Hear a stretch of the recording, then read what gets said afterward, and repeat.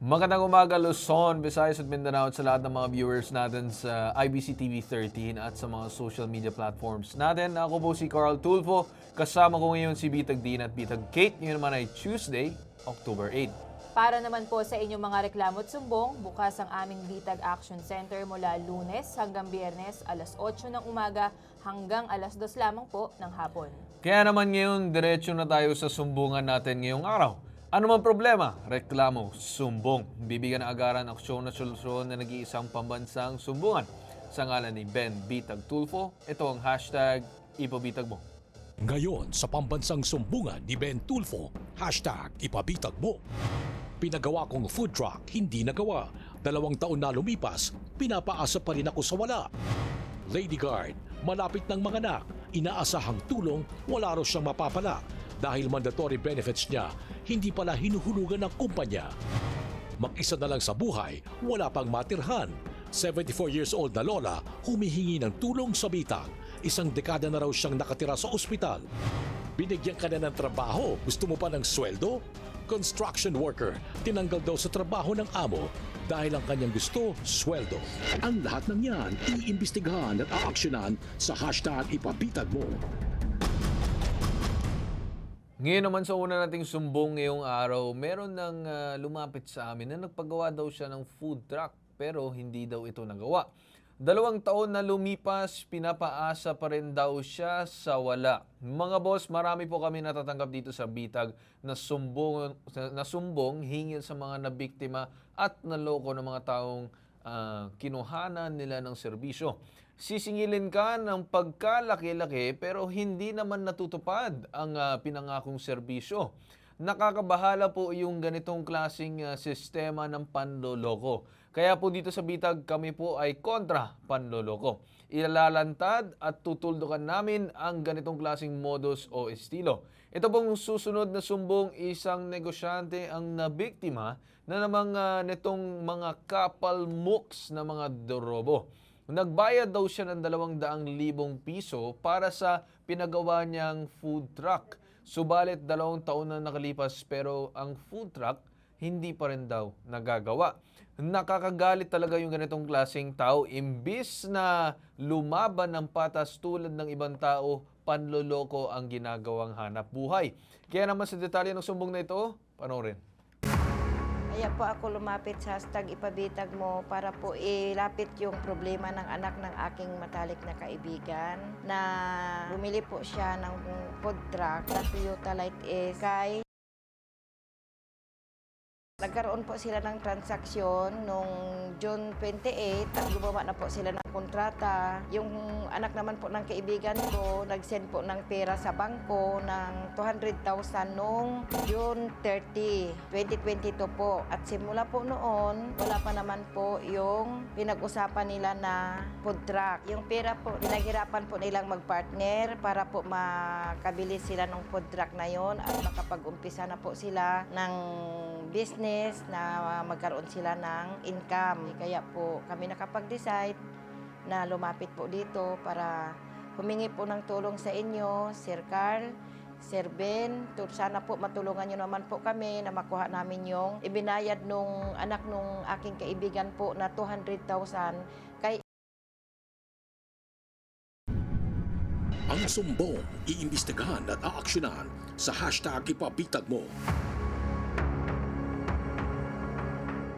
Para po sa reklamong ito, makakausap natin sa kabilang linya, no? Si Feli Saranduin. Magandang umaga sa iyo, Ma'am Feli. Magandang umaga din, sir. Ma'am Feli, linawin ko lang kayo yung tiyahin nung talagang nagpagawa ng food truck, tama po, no? Kayo lang po yung nagrepresenta kasi kayo yung nandito sa Maynila nung nakaraan, tama po ba? Ano po, sir? Oo, sige, simulan po natin yung investigasyon, no? Ito pong pamangkin nyo, anong pangalan po yung nagpagawa ng food truck? Alexander Ostrea de Guzman, sir. Ayun, si Alexander po, paano niya po nakilala itong gumagawa ng food truck? At ang tanong ko, bakit po food truck yung pinapagawa ng pamangkin nyo? Yung po ba para sa negosyo? Opo, sir. Kasi yun ang napagkasundoan nila po nung girlfriend niya na ano sir, na pinakapamangkin ko na gawin nilang negosyo nila sir para magkaroon sila ng income Oo. sa araw-araw. Okay, so negosyante talaga itong pamangkin mo, si Alexander. Opo sir. Oh, nakikita ko sa video dito, ewan ko sa inyo ba galing ito, napakaganda naman ng food truck. Ito ba yung pinagawa nung pamangkin mo?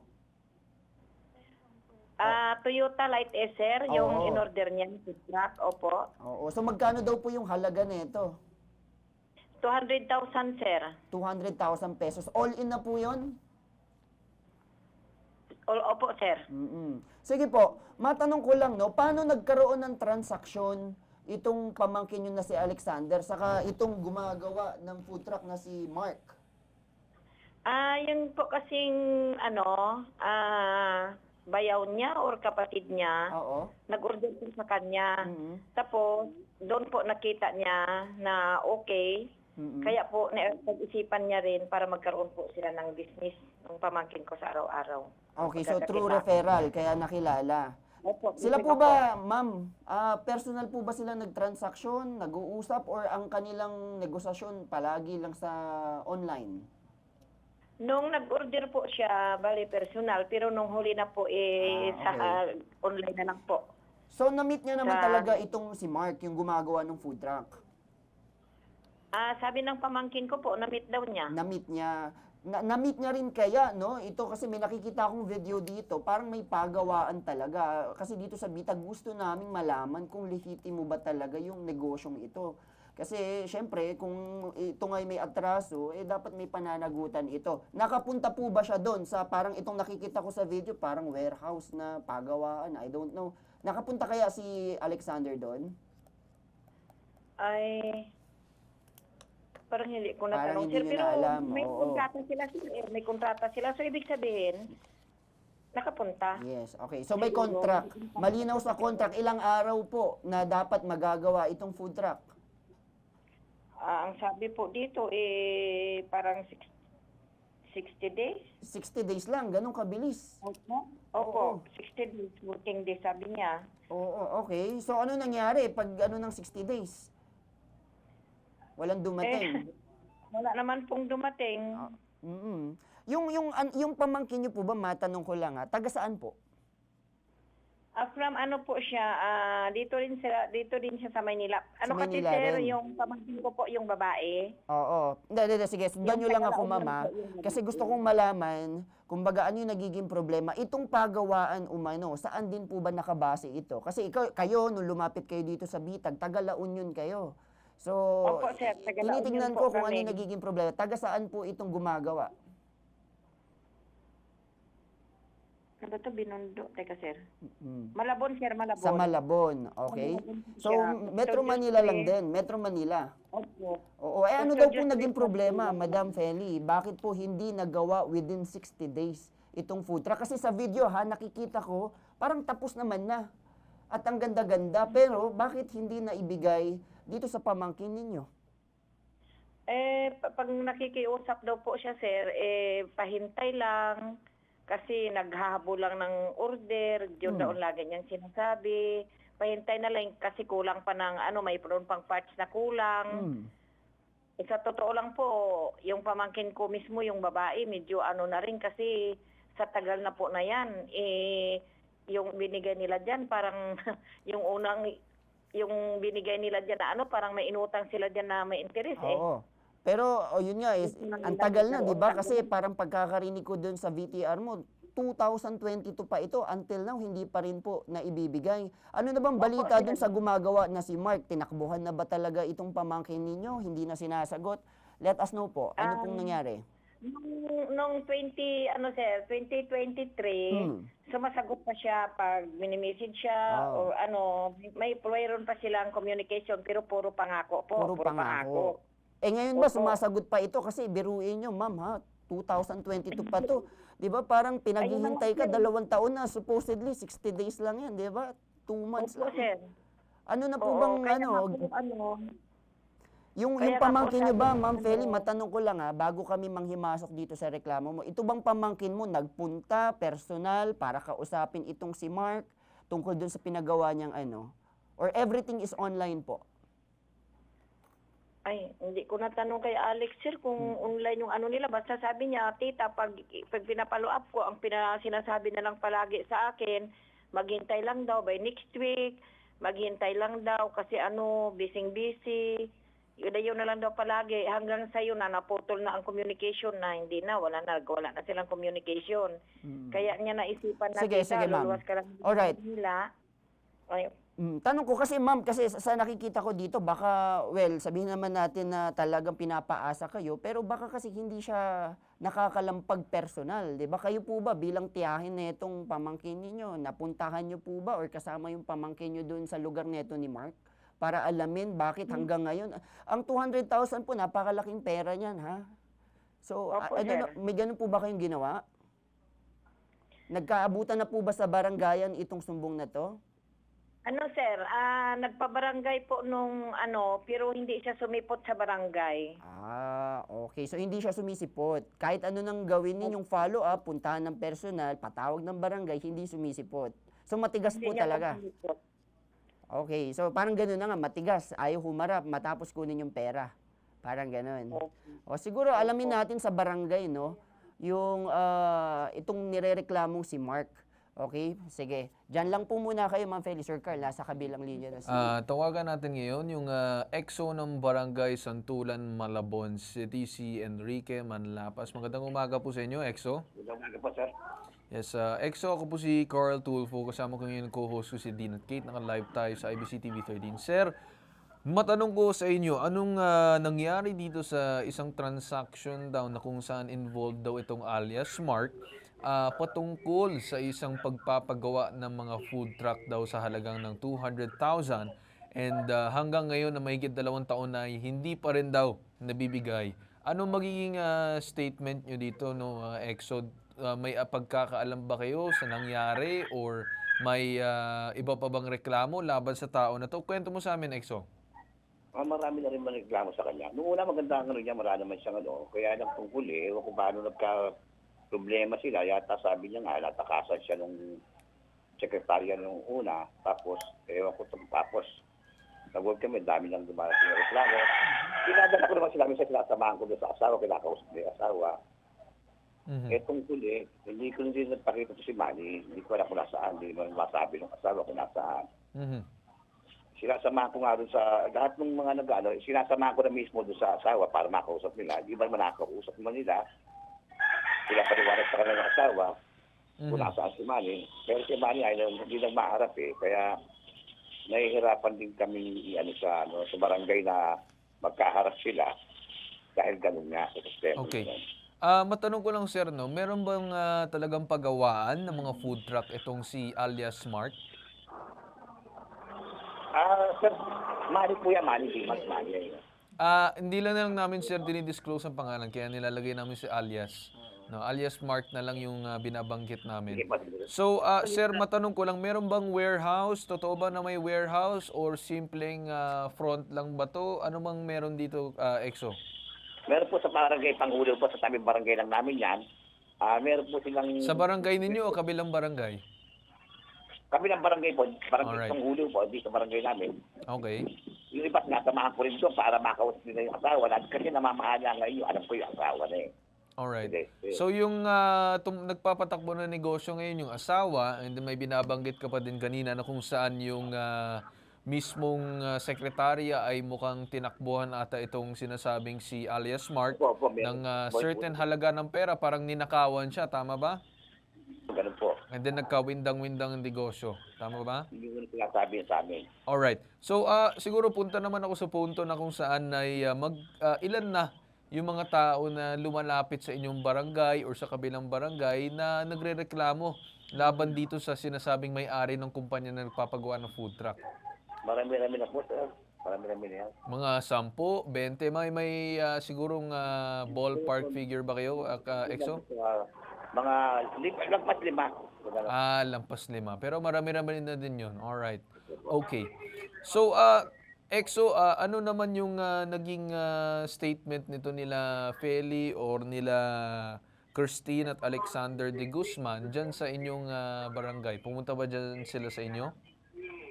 Hindi ko alam, hindi ko matanda kung sila yung pumunta rito yung Taga-La Union, sinasabi natin yung Taga-La Union. May napunta rito, hindi ko alam sila yun kasi hindi ko namin isa pa yung blatter ko. Marami kasi, ilang beses na bumalik-balik yung meron Taga-La Union, meron sa akin. Alright. So, Exo, may nabanggit kang blatter. Pakikwento nga sa amin, ano yung nakalagay na detalye doon sa blatter? Wala, nagreklamo lang sila na katunayan, hindi pa nagagawa yung yung food cart nila. Bagamat matagal na nga, sabi, isang taon na mahigit, 2023 pa, hindi pa nagagawa hanggang ngayon. Eh, nga, pinangangakuan, inadala naman namin, inaayos naman namin. Minsan, iba, nakikipag-usap si Manny. So ngayon nga, tungkol, hindi na sila kumaharap. So sumisipat naman itong kabilang panig pagka pinatawag. Kasi yung asawa, makikipag-conflict. Okay, so nakikipag-usap naman pero ang problema is walang naibibigay. Tama po ba? Opo. Alright. Sa akin lang, XO, kung ganun yung nangyari na tinakbuhan siya nung tao niya, sekretary yan, o staff, di ba, naloko siya. Pero bakit, ang hindi ko maintindihan, ayaw niyang harapin itong sila Feli or yung Alexander na nagpagawa. Kumbaga, kung naloko siya, problema na ng kumpanya yon or problema niya sa mga tao yun. Pero ito, di ba, tama po ba, XO, di ba, may kliyente siya eh. Kung wala naman siyang intention po na talagang makapanloko, at least man lang sana hinarap niya itong mga taong ito. Kayo po ba, XO, nakausap niyo po ba siya, di ba? Na bakit naman ganun? Di ba? At least harapin man lang, kumbaga, para magkaroon ng assurance. Kasi hindi raw po humarap sa barangay, sa inyo dyan. Opo, tungkol, hindi na umarap talaga. Doon una, maharap yan, yung mga unang reklamo. Oo nga, kasi XO, alam mo kung ganyan yung nagiging estilo niya, talagang magmumukhang guilty po siya sa ginawa niya na di ba, panloloko. Naintindihan ko naman kung naloko siya. Kung naloko siya, bakit ayaw niyang magpaliwanag dito sa mga taong to? Hindi yung parang kami pa po sa bitag yung magpapaliwanag sa kanya, di ba? Parang simple lang naman EXO, kung bakit hindi magawa ni Manny or ni alias Mark yan. Opo, sir. Opo, hindi ko naman madamang bakit gano'n sabi nga namin. Di ba? Alright. Bigyan sila matagal na panahon itong mga tao eh. Oo. Matsagarin to, para gusto maayos pa rin yung hindi pa sila nireklamo. To, tagal na nagreklamo na ngayon. Nagulat nga ako ito. Tama po. Okay. Ganito no, EXO. So, mahalaga naman yung detalye na bahagi nyo sa amin ngayong araw. Sir Enrique Manlapas, no, maraming salamat po sa pagtanggap ng aming tawag. But if ever naman may kailangan kaming assistance galing sa inyong barangay, tatawagan din namin kayo if ever. So maraming salamat po, EXO Enrique. Salamat din po. Alright, siguro next natin tawagan itong CIDG or itong si respondent siguro muna. Respondent si Mark, alias Mark muna, para matawagan at makausap. And then if ever hindi sumagot, then tawagan natin yung CIDG. Alright. So, Dean and Kate, no? Ay, sige, balikan muna natin pala si Ma'am Feli. Ma'am Feli, nandiyan pa kayo? Ma'am Feli? Sir. Ayan, Andito alright. na ako, sir. Ma'am Feli, kamusta na po kayo? Matanong ko muna. Ito, sir, okay naman, pero medyo hindi ko gusto yung nasabi nung pamangkin ko matagal na yan, ante, sabi niya, pakiusap lang, sabi ko, sige na, kintayin mo na lang, sabi ko, sir. Alright.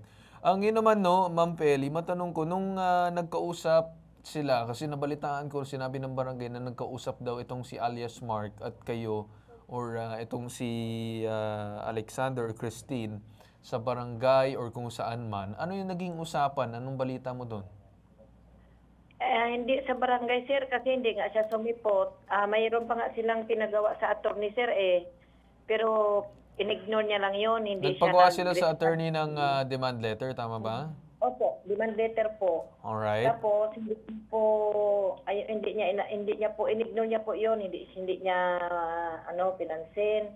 Tapos nung tinawagan siya ni Alex, 'yun ang sabi daw niya, maghintay-hintay lang hanggang sa yung huli na, wala na, sir. Since noon wala nang contact.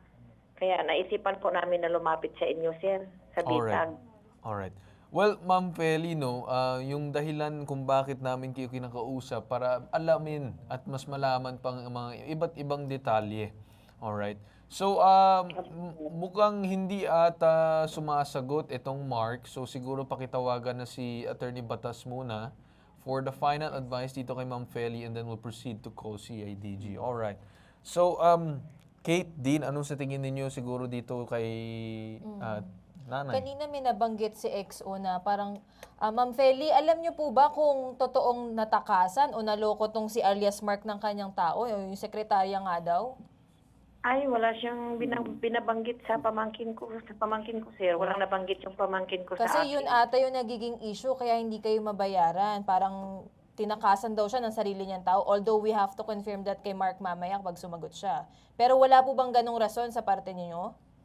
Wala, ma'am. Ang last lang na naging communication nila ni Alex nung according kay Alex kahapon bago ako, sabi niya, ang usapan daw nila nung huli na pasensya, maghintay-hintay lang, sabi daw by next Oo, week. kaso sabi yung daw niya. pasensya, 2 years na kayo naghihintay, tama? For Ayun na nga, ma'am, 200,000? eh.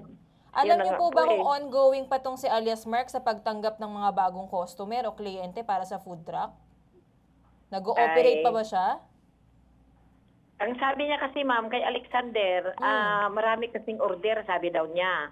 Marami, sabi niya, marami daw order, sabi niya. So Ma'am busy Feli, daw. no, sinasabi ni Mark, alias Mark, na maraming order. So, maraming order, mamaya na kayo. Ganun ba yung ibig niyong sabihin?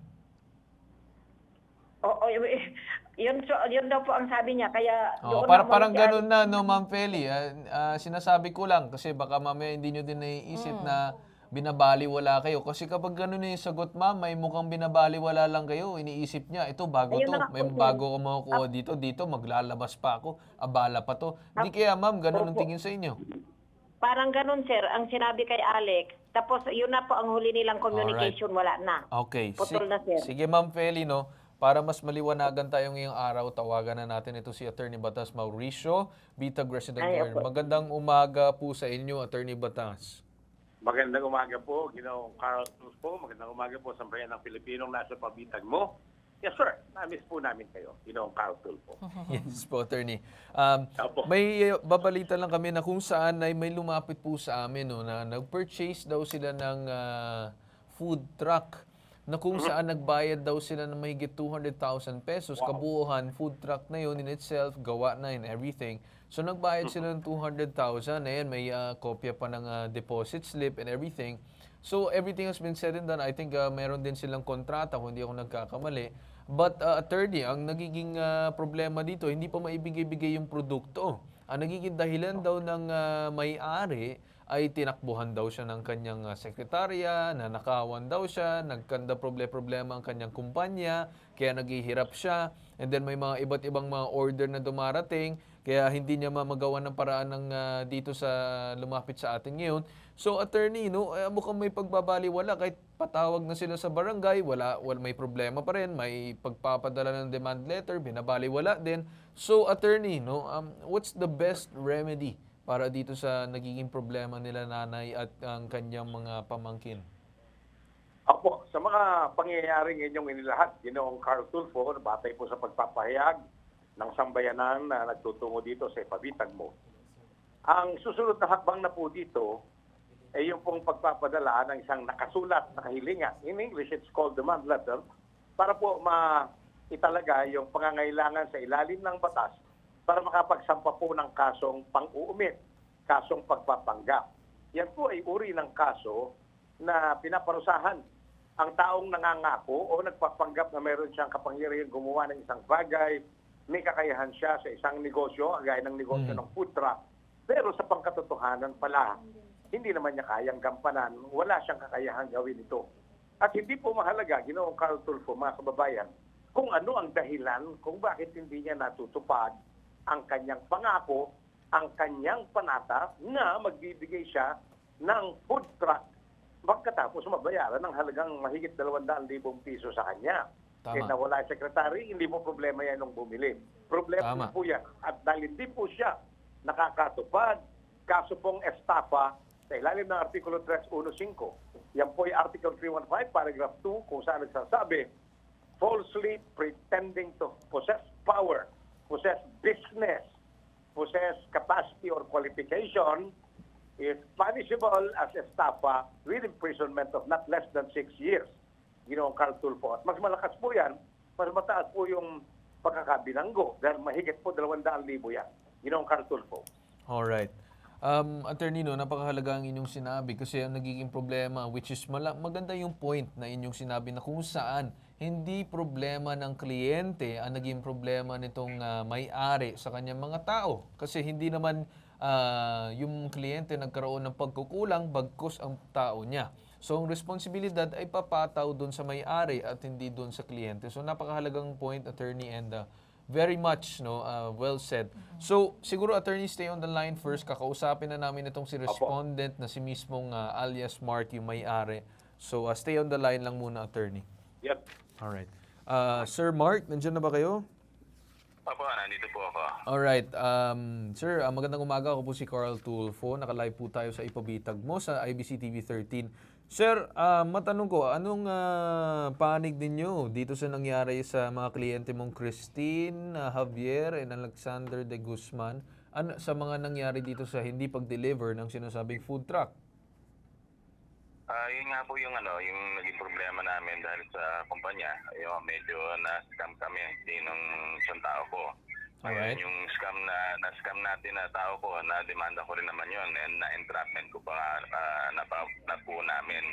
No? So, doon po nagsimula talaga yung problema. No? Although yung hindi lang po siya kami ng problema sa kanya, no? Marami rin po. Pero unti-unti po namin nasolusyonan. No? Yung iba nga po na paggawa ng food truck, yung iba na naka-compromise agreement na rin po. No, kasi talagang nagka-problema lang po sa negosyo. Alright, Sir Mark, naintindihan ko naman nagka-problema sa negosyo, pero ang pag-uusapan natin yun, hindi naman kasalanan ng ating kliyente. So, meron ka bang maibibigay na solusyon ngayong araw kung anong magagawa mo para dito sa ating lumapit na complainant?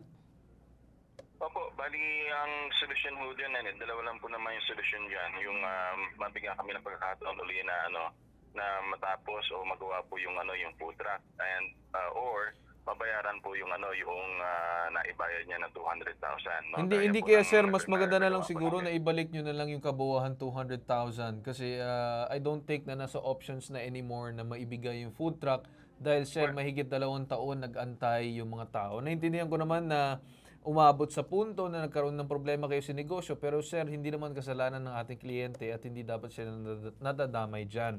Nakukuha niyo ba ang aking punto? Opo. Alright? Tama naman po yan. And gaya nga po nasabi So sir, ko, kung willing ka i-refund itong sinasabing 200,000 pesos, ano yung magiging specific date na mapapangako mo para ibigay? Sir, sa ngayon po, so madami po kasi talagang nakapila rin sa compromise agreement, no? Dahil nga...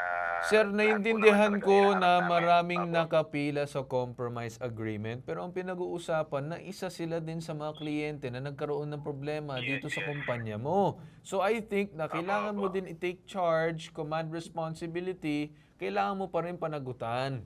Alright? So asikusuhin mo naman itong mga kliyente mo, sila naman nakapagbayad na buo, sir. Kung ikaw naman nasa parte nila na 200,000 na nailabas mo at wala ka pa rin nakukuha ang produkto na mahigit 2 taon na, hindi kaya sasama ang loob mo. Tama po. Di ba totoo So, ba din, na sir, po, na nagpahiring sa barangay at hindi kayo sumipot? hindi ko matandaan, sir. Tapos Pasensya meron po, din no? na Kasi demand dami po letter na naman pinadala at hindi din daw yung sinagot? Hindi ko matandaan, sir. Pasensya na pero kasi Oh, marami sir, po talagang basta ang para sa akin is kung hindi niyo matandaan, dapat tandaan niyo yan. Sinabi ko na sa inyo ngayon kasi mismong galing ng barangay at mismong galing sa tao na kausap namin na nagpapadala sila. So in terms of giving of chance, pretty much ikaw, sir, na kung tutuusin mo, kung pwede lang sila magsampa ng kaso, magsasampa na sila ng kaso. Pero ngayon na kahit papano, kinakausap ka namin sa ere, kinukuha ang side mo, we're asking a solution from you, pero kung babaliwalain mo yun, then i-recommend namin sila na mag-file ng case against you. And maybe not also check on your business kung meron ba yung permit and everything. Kasi, sir, non-delivery yan of service. That's a problem. Baka mamaya nagmumukha nag-i-scam ka din aside dun sa tao na nang scam sa'yo. Ayaw naman natin na umabot yun. Tama po. Actually, sir, ang business po natin, mahigit po 80 na po nagawa natin food truck. So, hindi naman natin Alright, masasabi madami na na. So, ano Kasi magagawa problema mo lang po para talaga. dito sa dati mong kliyente or kliyente mo na hindi mo pa rin nagagawa ng paraan? schedule na lang po namin na ano kasi may hindi lang po ako na ano. Na, Hindi, kailangan ko na sir malaking ng kontrata. specific date. Ngayon na, I need a specific date habang nandito pa tayo At least nag-uusap. 2 months po. Urgent. At least 2 months po. At least 2 months po. 2 months para ano, gawin yung food truck or ibalik na yung 200,000?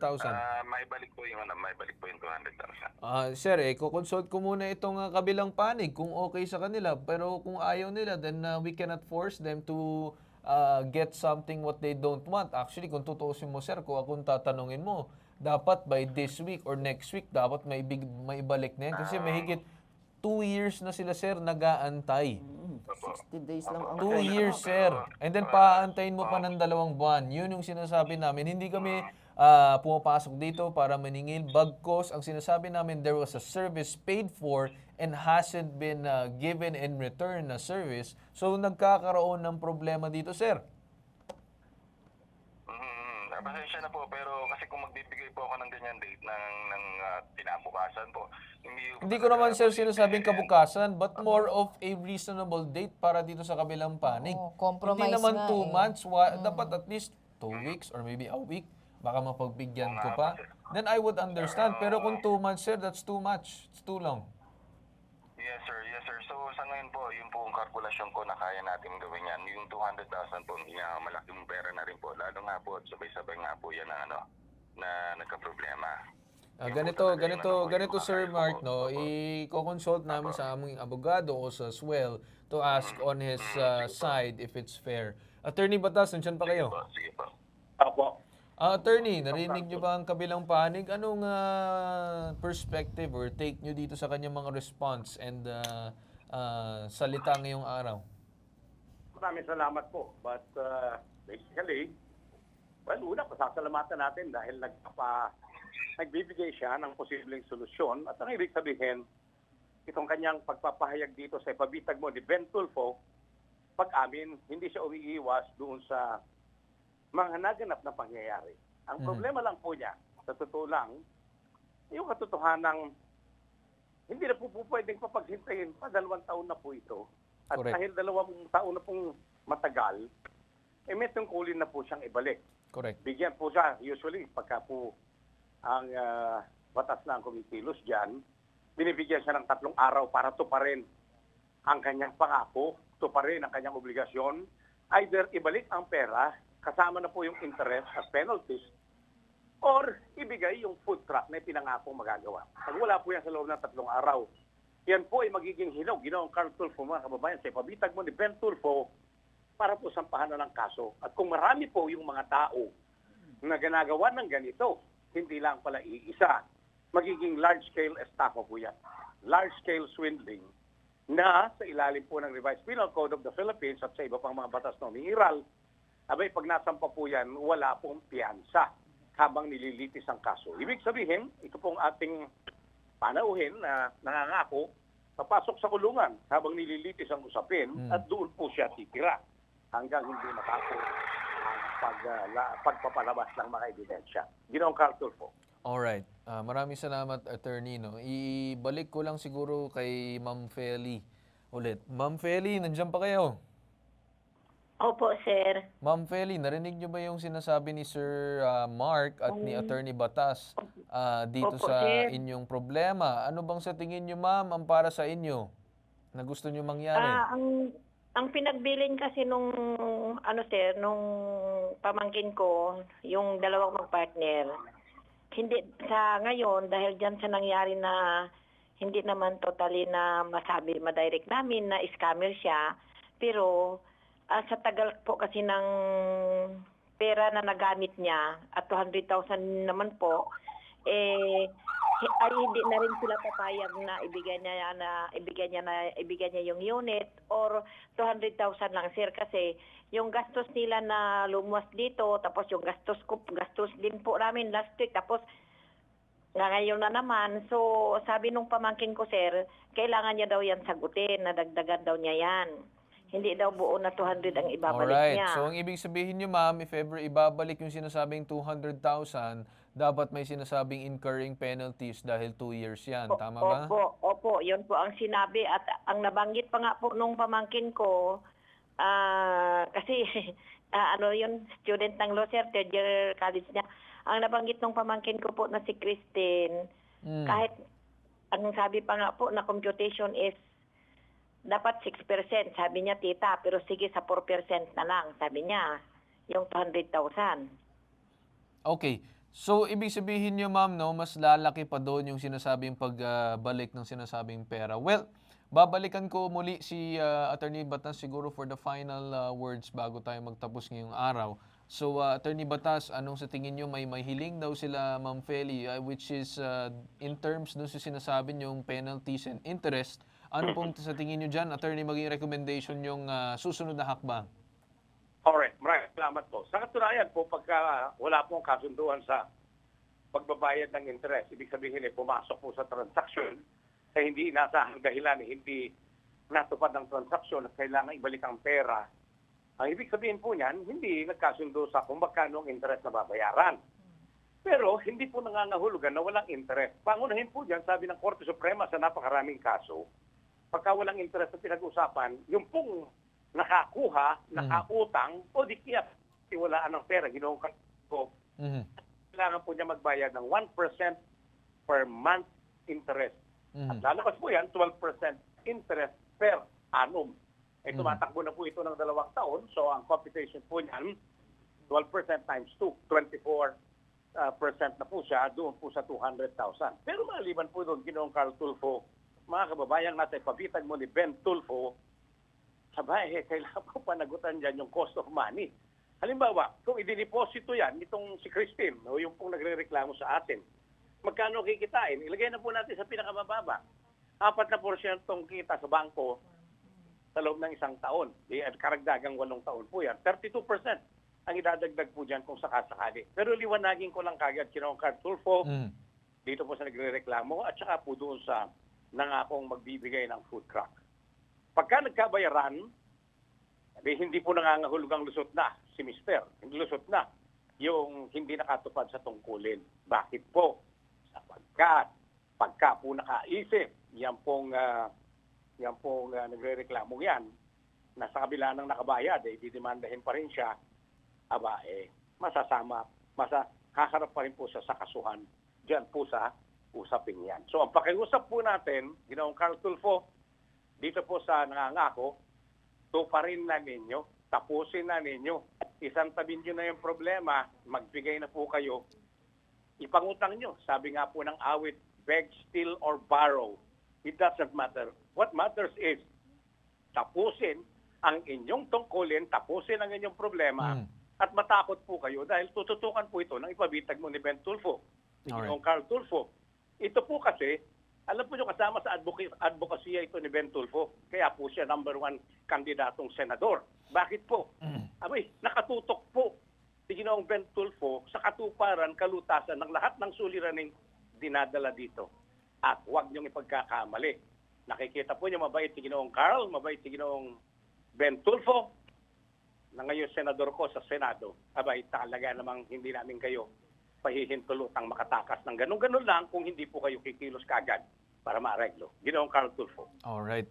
So Attorney, napakatumpak ang inyong sinabi and once again siguro pakiredial lang si Mark para maikausap. So Attorney Batas, napaka-clear, so it's either he pays up or if not, they will file the case against him. So maraming salamat po sa inyong pagtanggap na aming tawag ngayong araw, Attorney Batas Mauricio.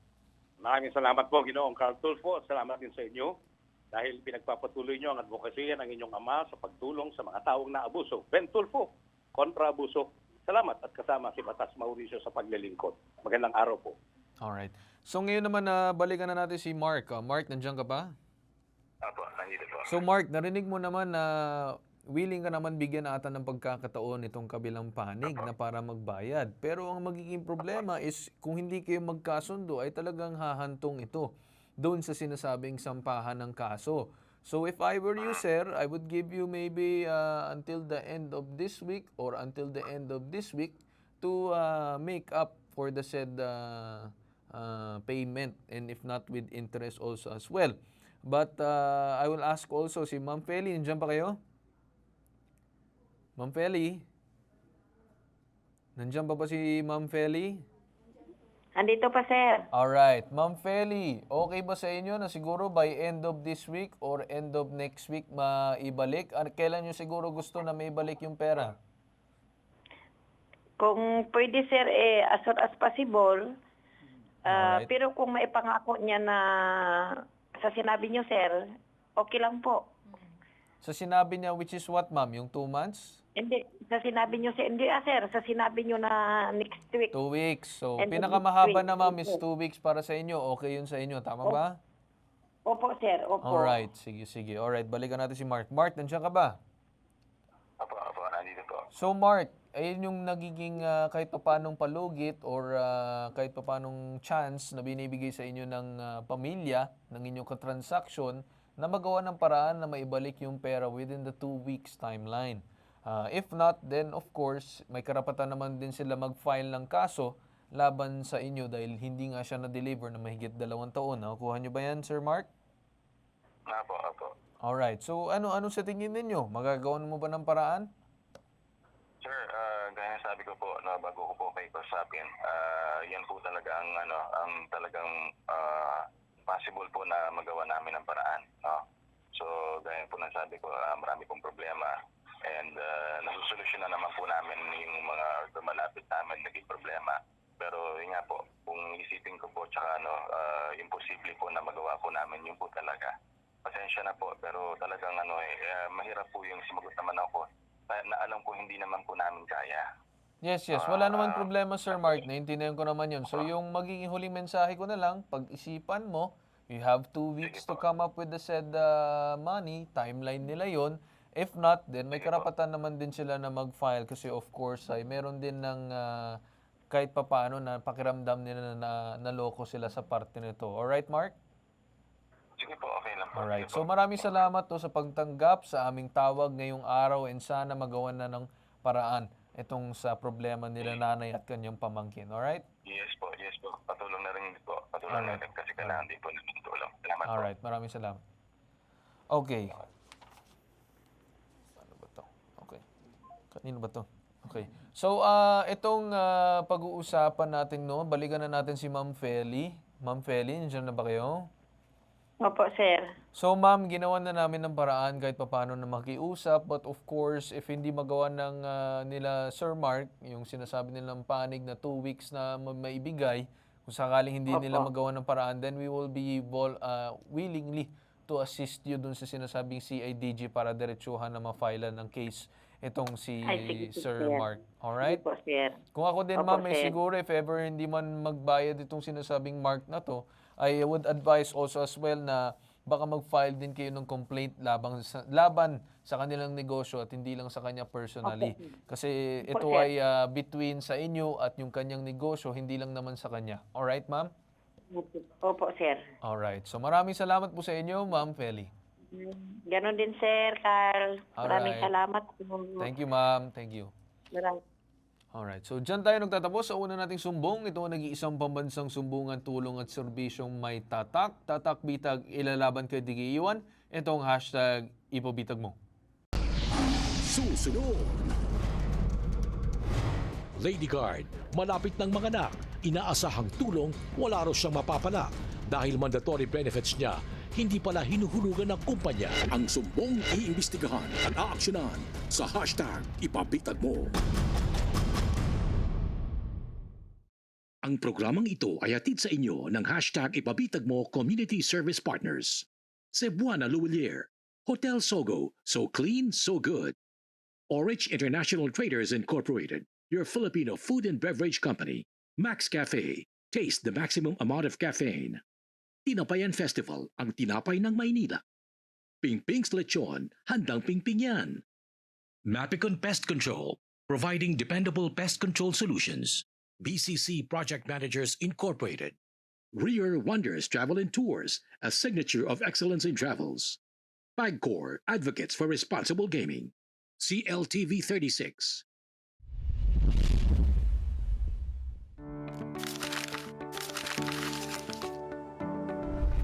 Do you have a gambling problem? Do you always feel the urge to bet and constantly return to win back what you lost?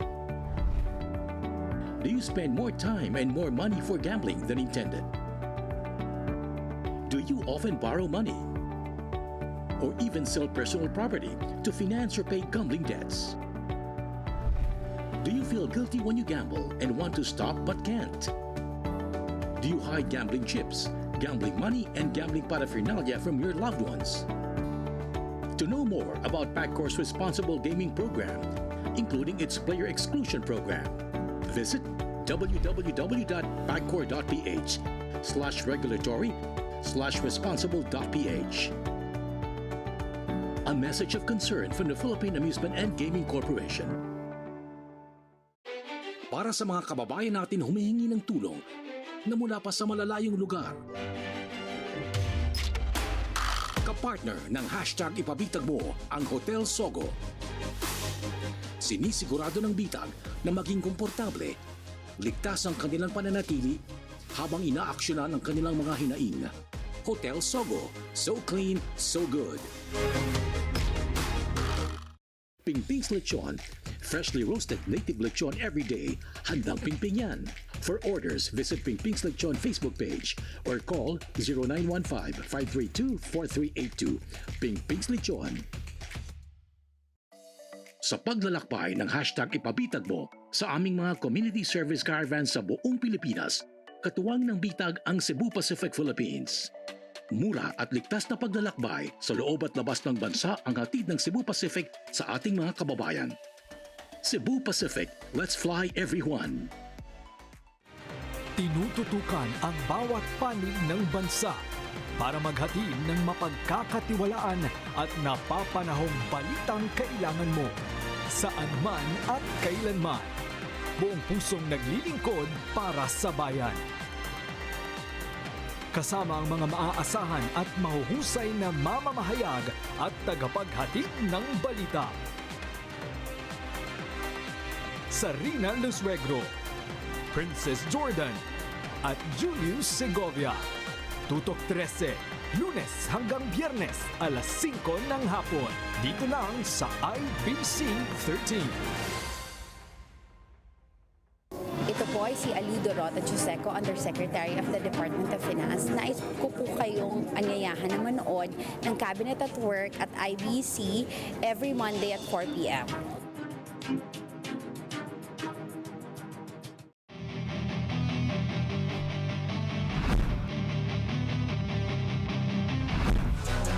Rain or shine, be active.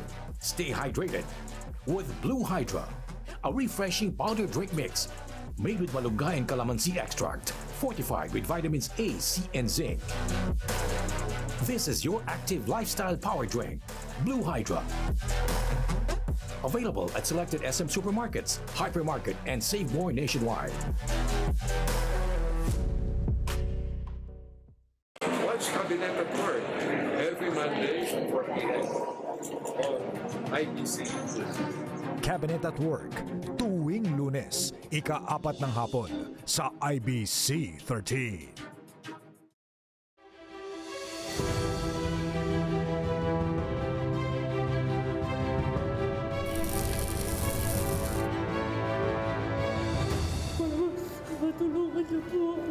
Sinusuri ko kung may pang-aabuso, panluloko, wala akong makita. Romulo, galit ako sa mga anak na siraulong kapareho ng sumbong nitong kapatid mo.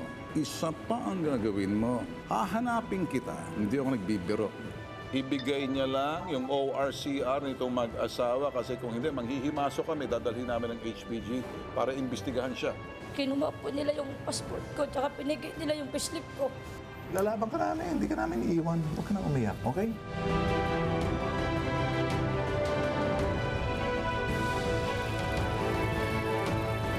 Bukas ang Ipabitag Mo Action Center mula Lunes hanggang Biyernes, alas 8 ng umaga hanggang alas 2 ng hapon.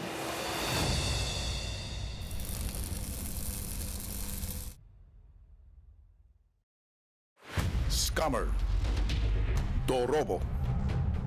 Walang kawala. Hulog sa bitag. Kapag ka ikaw, gumagawa ka ng peking resibo sa serbisyo nila, peki ka. Ituro nyo kung sino mga bastos at mga nagbabanta ng gigipit na mga online lending app collectors. Dapat masampulan at mahulog sa bitag ang mga abusadong iyan.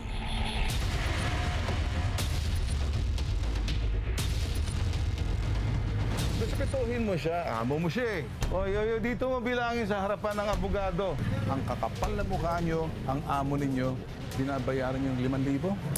Hindi kami nakukuha sa drama. Hindi na po pwede yung bolahan, hindi na po pwede yung pangako-pangako. Tapatin mo na lang, huwag mo nang paasahin, huwag mo lokohin.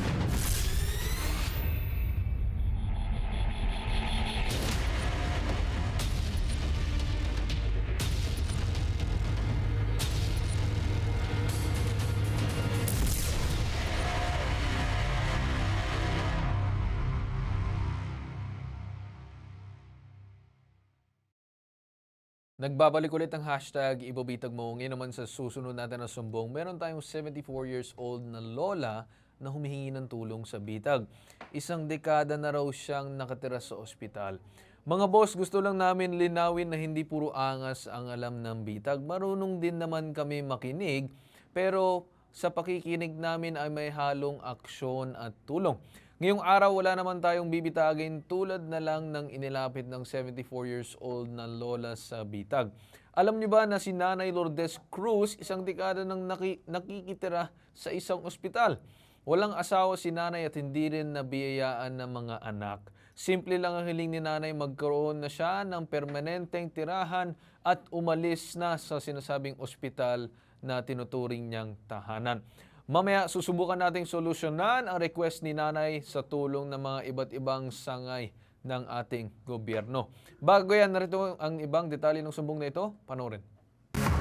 Po si Lourdes Tabliso Cruz, 74 years old. Wala po akong asawa na nag-iisa na lang po ako. 9 anyos po. Andito na po ako sa Manila. Ang nanay ko po, nagtitinda kami ng balot ng araw sa Divisoria. Ngayon ako po, dumating po yung time na nakapag-asawa po ako. 18 years old po ako nag-asawa. Tapos nagpakasal din po kami naman. Kaya lang hindi lang po sinuwerte magkaanak. October 28, 1990 po, namatay po ang asawa ko. Namatayin po siya. Naibenta ko po ang bahay namin ng halagang 3,000. Tapos naubos na po ang pera. Sa kagustuhan ko po na kumita ng kaunti. Dito po ako sa Manila. Namasukan ako. Nagkasakit po ako. Dinala ako ng amo ko sa East Avenue Medical Center. Tapos nung gumaling po ako, nagkaroon po kasi ako ng pneumonia. Ngayon nung gumaling po ako, umuwi na ako sa kanila, ay hindi na po niya ako tinanggap. Kaya po ako nandito kay Ben Tulfo, gawa ng nagkaroon na po ako ng depression sa tuhod ko, na hirap na po ako maglakad. Naisipan ko po na pumasok na lang ng home for the aged. Total, wala naman po ako nang mapupuntahan talaga. Tanggap ko na po kung ano man pwede mangyari sa akin. Bahala na po si Lord talaga. Ang sumbong, iimbestigahan at aaksyonan sa hashtag ipabitag mo. Para po sa reklamong to, makausap natin ngayon ng live sa ating studio si Nanay Lourdes Cruz.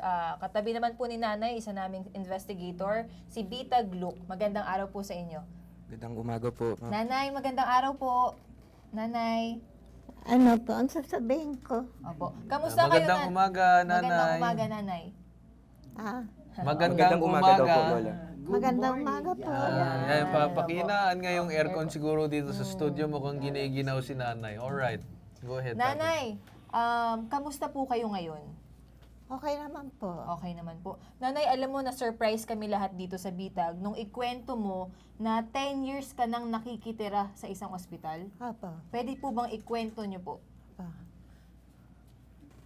Sige po. Opo. Ako po si Lourdes T. Cruz. Nakatira po ako pansamantala sa East Avenue Medical Center, sa cooperative canteen po. Isang dekada na po ako mahigit sa East Avenue. Pasensya na po ako'y giniginaw. Nanginginig po. Opo, pinahinaan na natin yung aircon, Nanay. Pinatay na po namin yung aircon. Sige, Nanay. Kamusta naman po yung pamamalagi nyo sa East Avenue? Paano po kayo nabubuhay doon? Ano po ako, yung nag-ano po ako na nung namatay po ang asawa ko, nasa Taguig po kami. Tapos dahil sa wala na po akong income sa sarili ko, ano po, yung binenta ko po yung aming bahay na naipundar namin ng asawa ko. Nanay, totoo po ba na mag-isa na lang po kayo sa buhay? Wala na po kayong asawa? Wala na po, patay na po. Patay na po. May mga anak po ba? Wala po. Wala po. Mga kamag-anak po, nanay? Meron po ako mga pamangkin, pero nung namatay din po yung kapatid ko, na naghiwa-hiwalay kami, mga maliliit pa sila. Ang ginawa po ng hipag ko, iniuwi po sa kanilang bayan, sa Iloilo. So, wala Hindi na ko po na po talaga alam kayong, kung wala nasa- na po talaga kayong inaasahang ibang kamag-anak? Opo. Kamusta kayo? Paano kayo nabubuhay sa isang ospital, nanay? Ano po, nung una po, binibigyan ako ng pagkain doon sa cooperative canteen. Tapos, pupunta po ako doon sa mga dating kamag-anak ng asawa ko. Sa Taguig nga po yun. Humihingi po ako ng kahit pambili ko ng gamot at saka, binibigyan naman po ako. Pero nakasurvive naman po ako. Hanggang sa dumating yung pandemic po, ay tumigil po yung nagtitinda ng pandesal doon sa kantin.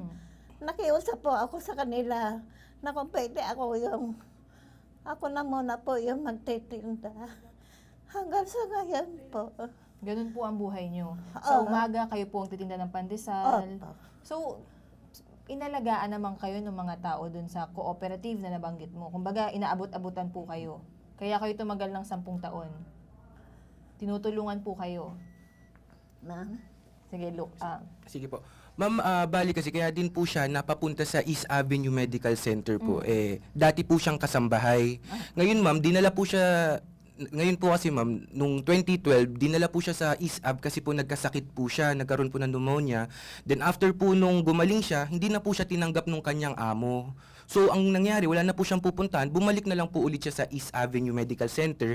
Meron naman po kumupkup sa kanya sa isang co-op, sa isang canteen malapit sa East Ab. Then ang nangyari po, nag-agree na sa tuwing gabi, doon na po siya matutulog sa isang stall. Sa umaga naman, naalis siya para magtinda ng pandesal. Kumbaga, palitan lang po sila, ma'am. Nagtuloy-tuloy yun until ngayon po, ma'am, nagtitinda pa rin po siya ng pandesal. Bali, yun yung parang source of income na niya po ngayon, ma'am. Kaso nga lang, ma'am, syempre sa edad niya po, 74 years old, nahihirapan na rin po siya, ma'am. At the same time, yung tuhod niya rin po, nahihirapan na rin po siyang maglakad. Kaya lumapit po siya sa atin para manghingi lang po ng tulong para mapa-assist po sa Home for the Aged kasi di na rin niya po talaga kaya, ma'am. Okay. Pero nanay, meron po ba kayong ibang karamdaman? May mga maintenance na iniinom? Meron po ako. Sige po. Okay na, nanay. Wag na ilabas. Okay lang. Sabihin nyo na lang po, nanay. Mamaya titingnan ko, ha? Ano po yung mga maintenance na iniinom nyo? Para saan po? Sa yung maintenance? Opo. Opo. Yung amlodipine po, 10 milligrams. Tapos yung losartan po, dahil high blood po ako, ginawa na pong 100. Dati 50. Tinaasan na. Ngayon 100 milligrams na po. So, high blood pa kayo, nanay? Kayo po ay high Tapos blood? may iniinom po ako. Para sa tuhod naman. Namamaga po yung pa ako. Bakit po namamaga ang paa ninyo? Kasi nadapa po ako. Naku po. Dahil hirap na... Yung nagdaan na bagyo, nagtitinda ako ng pandesal. Nadapa po ako doon madulas. Imbes tumama yung ulo ko, iniwas ko na lang po yung ulo ko. Ito yung napaluhod ako. Sakit talaga po. Sige po, nanay. Huwag na po kayong umiyak, ha? Mag-relax na lang po kayo. Sir Alright. Carl and Dean. Alright. Sige po. Ganito na lang, no, nanay. After naman siguro ng programa, siguro mag-usap na lang din tayo. Nanay, nakikinig ka ba? Mag-usap tayo mamaya, ha? Pagkatapos ng programa, mag-usap tayo. Pero gawan na natin ng paraan yung inyong sumbong. Kung at least hingin ng tulong ngayong araw. So, una muna natin kausapin itong si Dr. Camille Garcia. Ayoko umiyak. Okay lang, nanay. Okay lang nanay, ha? Basta relax ka lang, ha? Relax ka lang, nanay, muna. Makinig ka muna, nanay, kasi may makakausapin tayo mga expert para makatulong din po sa inyo. Okay po? Okay, relax ka Alright. lang muna dyan, nanay. Okay, so ganito, tawagan na natin si Dr. Camille Garcia, yung clinical psychologist. So, magandang umaga po sa inyo, Dr. Camille. Ay, magandang umaga, Carl. So nice to be back. Magandang umaga po, Dr. Camille. May gusto lang kami ilapit po, ma'am, no? Kasi meron pong isang lumapit na mahigit 74 years old na lola na po. Ang nangyari is mahigit 12 or 10 years na siya naka-stay sa isang ospital. Parang naghahanap buhay na lang doon. Wala lang kamag-anak, wala na din asawa. So more of she's living on her own, totally on her own. Wala na siyang matawag or matawagan, or she cannot really lean on anyone anymore. So, Doktora Camille, gusto ko lang tanungin sa inyo, no? Ano po ba yung pinagdadaanan ng isang tao, especially in this age or stage in their life? Tapos especially wala pa silang mga anak, wala na ang kanyang asawa. So, mga kamag-anak din, parang if I'm not mistaken, mga wala na din. So, Doktora Camille, ano ba yung exactly na in the medical aspect na pinagdadaanan ng isang tao sa stage na to? Okay, usually, alam mo, Carl, sa datos din ng WHO, ang pinakamaraming nade-depress na tao ay yung nasa mga senior years. So, 65 up, pataas, talagang nagkakaroon ng depression dahil kasi una-una, syempre, feeling nila hindi na sila nakakapagtrabaho, worthless na sila, tapos feeling nila nag-iisa na lang sila sa buhay, lalo na kung unti-unting isa-isang nawawala yung mga mahal nila sa buhay o kaya umaalis sa bahay nila, hindi na sila dinadalaw. So, ang tendency talaga, lalo na kung may medical condition sila, may tendency na mas mabilis mag-deteriorate yung kanilang physical body.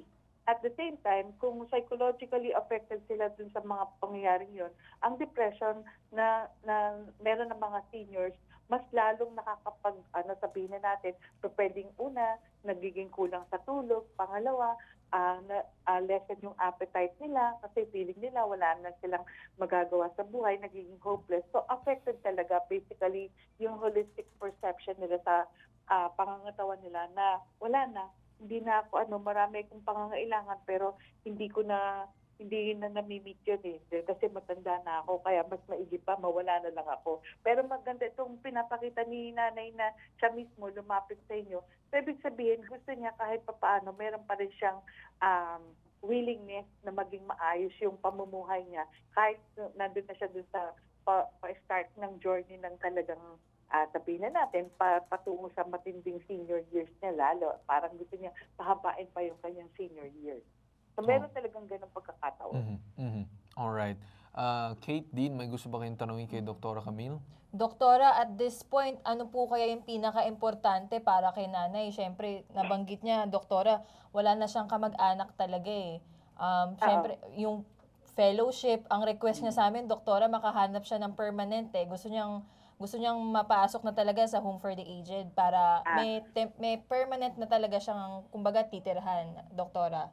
Alam mo, maganda yung perspective niya, outlook niya for sa mga Home for the Aged. Kasi karamihan sa mga matatanda, ayaw. Gusto nila kung saan sila nakatira, doon pa rin sila. Kung may pamilya sila, doon sila hanggang sa huli. Pero yung perspective ni nanay na idalhin siya sa Home for the Aged, actually malaking factor yun. At saka malaki na yung facility natin eh. Alam ko na sa may, Tanay, papuntang Tanay, malaki na yung facility doon. So, unang-una, matutulungan kasi yung kanyang physical limitation. Siyempre, may mga pagkakataon, lalo na yung physical health niya. Sabi niya, meron siyang mga maintenance na iniinom na gamot. Tapos, alam mo, eventually, buti na lang, nakakapagtinda siya, pero basically, kung hindi yung mental functioning hindi palaging nagagamit, magkakaroon na talaga ng cognitive decline. And pag nagkaroon ka ng cognitive decline, syempre yung iba nagkakaroon ng dementia. Kaya di ba iba maraming nawawalang mga matatanda kasi pag lumabas ng bahay, naliligaw, hindi na alam kung saan pupunta. Pero one thing, pag nasa Home for the Aged sila, yung social and emotional factors like yung meron silang makakausap, hindi na sila yung feeling na nag-iisa, malaking factor yun. So siguro, yun yung siguro pwede niyong maitulong na talagang maipasok siya doon para kahit paano hindi lang maibsan yung talagang nararamdaman yung lungkot, pero basically, mapapangalagaan pa siya ng husto. Alright. No, Doktora Camille, napakahalaga ang inyong sinabi, malaking tulong din, especially on the part na kung saan maraming pinagdadaanan na ating mga fellow senior citizens na kung saan in that stage of life nagkakaroon na sila ng iba't ibang pinagdadaanan, no, na hindi masyado siguro sabihin na natin na nabibigyan pansin ng ating mga kababayan na kung ang mga kabataan ay may pinagdadaanan din na mga iba't ibang bagay sa kanilang buhay, ay meron din ang ating mga senior citizens at mga nakakatanda sa atin. So, Doktora Camille, maraming salamat po sa pagtanggap at pag-explain po ngayon sa ERE ngayong araw. Maraming salamat po, Doktora Camille.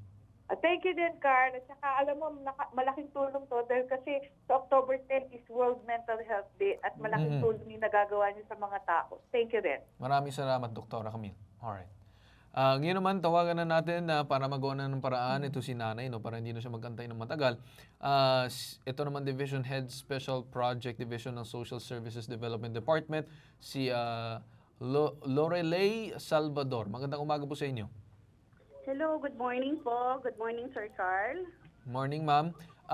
Ma'am, no, may idudulog lang kami sana kung matutulungan ng inyong tanggapan itong case ni Nanay Lourdes Cruz na kung saan matagal na palang parang naghahanap-hanap ng lugar kung saan siya pwede tumira.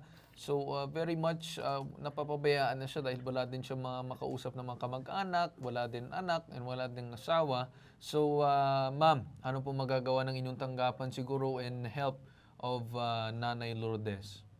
Okay po, Sir Carl. Actually po, dito po sa atin sa Quezon City, meron po tayong temporary shelter para nga po sa mga abandoned senior citizens. So meron po tayong bahay alaga na kung saan ito po ay located sa Barangay Holy Spirit. So, yun po, ito po ang kinikater po dito, yung mga abandoned, neglected po, and abused senior citizens ng Quezon City. So, sa case po ni Nanay Lourdes, so po pwede po natin siyang ma-shelter doon while temporarily, then makikipag-coordinate po tayo kung saan po talagang province nagsimula si Nanay, na accordingly po kasi is matagal na siya dito sa city. Pero ganun pa man po, pwede po kasi tayo makipag-coordinate. Baka po kasi merong mga relatives pa siya na nakakakilala sa kanya doon sa province para naman po ma-reunite natin po siya sa family. Pero just in case, halimbawa po na wala na talagang mag-claim na relatives, so ilalagay po natin si Nanay sa permanent shelter na po. Alright. So ma'am, malaking tulong yun na kahit papaano mahanap kung meron pang natitirang kamag-anak dyan na pwede niya makausap. And also as well, maganda yung sinabi ninyo na temporary shelter as of now habang naghahanap. But then if not, it will end up dun sa sinasabing permanent shelter. At least itong si Nanay can be able to uplift ang kanyang buhay. And then yung gawa ninyo also as well, makatulong din sa kanyang everyday na pamumuhay. So ma'am, Lorelei Salvador, maraming salamat po sa pagtanggap ng aming tawag at aasahan namin yung magiging agaran aksyon ninyo dito kay Nanay. Yes po sir, yes po. Yun po, di bali, kung ano man po yung mga requirements na needed po para po dito sa pagpasok po sa shelter, syempre po meron mga policies rin, meron po mga requirements na kailangan. Kami na po ang magpo-provide doon. Kami na po ang mag-a-assist kay Nanay Lourdes para po maayos po yung kanyang pagdala po sa isang shelter po. Alright. Sige ma'am, maraming salamat po at aasahan namin yan. Yes, thank you po. Alright, thank you din. sir. Okay. So, Nanay, no? Sige po. Narinig niyo ba ako, Nanay? Apa. Okay. So, nakausap na namin yung taga Quezon City Social Services. Ang sabi daw is bibigyan ka daw ng temporary shelter at titignan nila kung meron ka pang kamag-anak na pwede nila makausap para maisama ka pa dun sa mga kamag-anak mo. Pero kung sakali man na wala na mahanap itong social services natin na posible mong kamag-anak at pwede mag-alaga sa'yo, then sila na mismo bahala at kukunin ka para ilagay dun sa sinasabing permanent shelter. Okay ba yun sa'yo, Nanay? Yung sa yung Quezon City po. Quezon City. Apa. Sila ang magdadala sa iyo sa shelter. Okay na ba 'yun sa iyo? Okay lang po. Alright. Sige nanay. So maraming salamat no sa paglapit sa amin na pinagkatiwalaan mo kami na hawakan ang inyong sumbong. Okay? Maraming salamat. Okay. Maraming salamat din po sa inyo. Okay, maraming salamat din. Ah. At with a heartfelt siguro kahit papano na pagpaalam, maraming salamat dito sa mga nanood dito sa sumbong ni nanay at hinihinginan ng tulong. So dyan tayo nagtatapos. Ito ang nag-iisang pambansang sumbungan, tulong at serbisyong may tatak, bitag. Ilalaban kay Digi-iwan. Ito ang hashtag ipabitag mo. Ang programang ito ay hatid sa inyo ng hashtag ipabitag mo Community Service Partners. Cebuana Luwilier, Hotel Sogo, so clean, so good. Orich International Traders Incorporated, your Filipino food and beverage company. Max Cafe, taste the maximum amount of caffeine. Tinapayan Festival, ang tinapay ng Maynila. Pingping's Lechon, handang pingping yan. Mapicon Pest Control, providing dependable pest control solutions. BCC Project Managers Incorporated. Rear Wonders Travel and Tours, a signature of excellence in travels. Pagcor, advocates for responsible gaming. CLTV 36. Para sa mga kababayan natin humihingi ng tulong na mula pa sa malalayong lugar. Kapartner ng hashtag ipabitag mo ang Hotel Sogo. Sinisigurado ng bitag na maging komportable, ligtas ang kanilang pananatili habang inaaksyonan ang kanilang mga hinaing. Hotel Sogo, so clean, so good. Pingping's Lechon, freshly roasted native lechon every day. Handang pingping yan. For orders, visit Pingping's Lechon Facebook page or call 0915-532-4382. Pingping's Lechon. Sa paglalakbay ng hashtag ipabitag mo sa aming mga community service caravans sa buong Pilipinas, katuwang ng bitag ang Cebu Pacific Philippines. Mura at ligtas na paglalakbay sa loob at labas ng bansa ang hatid ng Cebu Pacific sa ating mga kababayan. Cebu Pacific, let's fly everyone!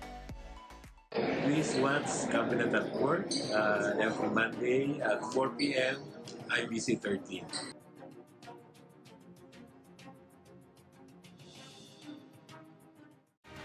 Tinututukan ang bawat panig ng bansa para maghatid ng mapagkakatiwalaan at napapanahong balitang kailangan mo saan man at kailanman. Buong pusong naglilingkod para sa bayan. Kasama ang mga maaasahan at mahuhusay na mamamahayag at tagapaghatid ng balita. Sarina Lusuegro, Princess Jordan at Julius Segovia. Tutok 13, Lunes hanggang Biyernes, alas 5 ng hapon. Dito lang sa IBC 13.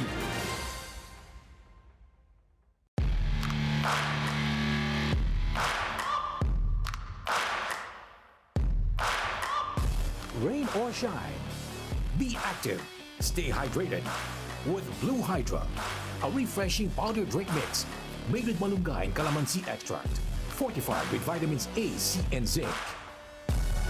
This is your active lifestyle power drink, Blue Hydra.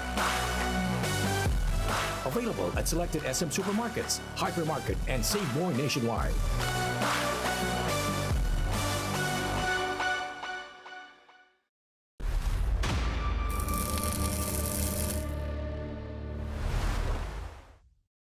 Nagbabalik ulit ang hashtag ipabitag mo. Ngayon naman sa susunod natin na sumbong, merong isang lady guard na malapit na daw manganak.